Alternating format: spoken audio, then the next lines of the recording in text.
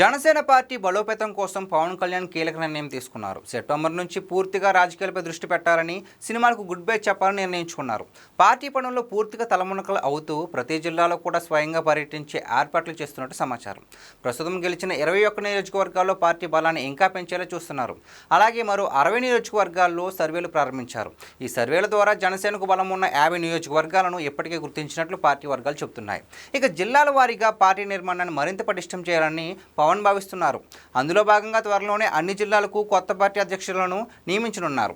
జిల్లా స్థాయి నేతలతో పాటు క్షేత్రస్థాయిలోనూ పార్టీని బలోపేతం చేయాలనే లక్ష్యంతో ముందుకెళ్తున్నారు. అలాగే ఇంటింటికి జనసేన అనే కార్యక్రమాన్ని చేపట్టాలని పవన్ అనుకుంటున్నారు. ఈ కార్యక్రమం ద్వారా పార్టీ సిద్ధాంతాలు, ప్రజల కోసం చేస్తున్న పోరాటాలు, ప్రభుత్వంలో జనసేన పాత్ర వంటి విషయాలను ప్రజలకు తెలియజేయాలనుకుంటున్నారు.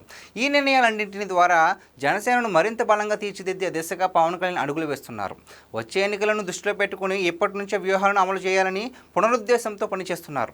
ఎప్పటి వరకు పవన్ కళ్యాణ్ చేతిలో 3 సినిమాలు ఉన్నాయి. అందులో 2 సినిమాలు రిలీజ్కు రెడీగా ఉన్నాయి.